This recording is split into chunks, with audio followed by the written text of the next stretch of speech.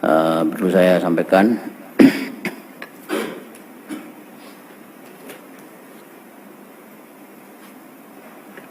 ada suatu berita yang menyenangkan pada kita.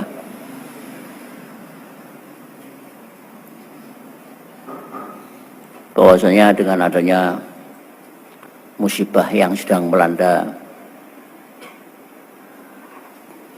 negara kita khususnya dan negara-negara yang lain, sehingga seluruh dunia ini tersisa 5 negara yang tidak kena musibah.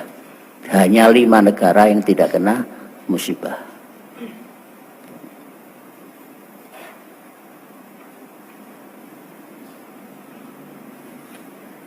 Musibah itu diturunkan oleh Allah, di antara faedahnya memberi kecerdasan kepada manusia. Kecerdasan yang bermacam-macam. Yang ahli penelitian pengobatan juga mencari obat-obat yang sekiranya bisa menyembuhkan penyakit itu. Kemudian penelitian yang berikutnya, bentuk apa penyakit yang sedang melanda negara kita itu, bentuk penyakit apa. Ini juga sehingga berusaha untuk mencari tahu kok sampai sedemikian rupa. Ya, tidak biasanya terjadi seperti ini. Karena dulu udah ada namanya virus-virus Ebola, virus MERS, flu burung, ada flu babi, tapi nggak sampai seperti ini, terbatas ini. Tapi ini luar biasa ini. Ditemukan dari seorang Islam, seorang Muslim yang taat pada Allah, ditemukan sebuah alat untuk mendeteksi virus ini bentuknya bagaimana. Kemudian matinya virus itu dengan apa? Mengembangnya virus bertambah banyak disebabkan apa?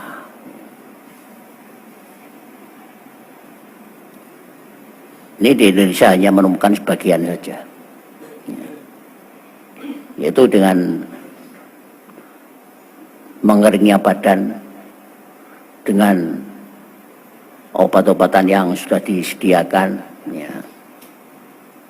Tapi di negara Jerman luar biasa menemukannya, yaitu dengan azan dan bacaan Al-Quran. Ini yang kita ambil manfaatnya.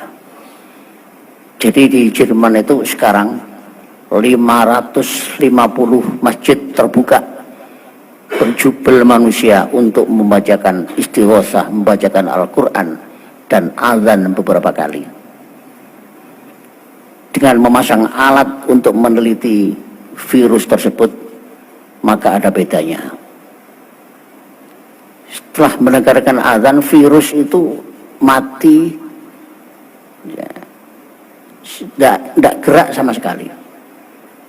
Bacaan Al-Quran juga begitu. Mendengarkan bacaan Al-Quran juga begitu. Mati. Ya.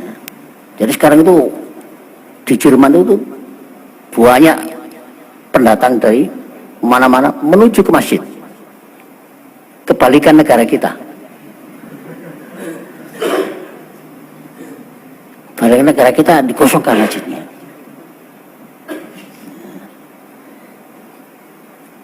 Karena Rasulullah SAW di dalam sabdanya, dua hadis, ketika Allah itu menurunkan virus, menurunkan penyakit, Allah memalingkan dari beberapa masjid. Begitu dekat masjid, virus ini menjauh, tidak pernah mendatangi masjid. Karena selama ini kita semuanya tidak pernah kita melihat sebuah kemaksiatan dilakukan di dalam masjid. Kalau rumah sih mungkin terjadi, kalau masjid Tidak ada. Karena itu kalau ada virus apa saja menjauh dari masjid. Tapi di Indonesia manusianya menjauhi dari masjid. Ini anehnya. Karena begini pemerintah ini tidak mau tahu dengan itu. Hanya menangani dengan sesuatu yang lahiriah saja. Itu pun tidak menjamin. Tidak menjamin. Dilarang dekat jarak 1 meter. Bagaimana? Suami istri jarak 1 meter itu kemana? Apalagi yang mantan baru aja ya. Jaraknya 1 meter lebih ya. Bagaimana caranya ini?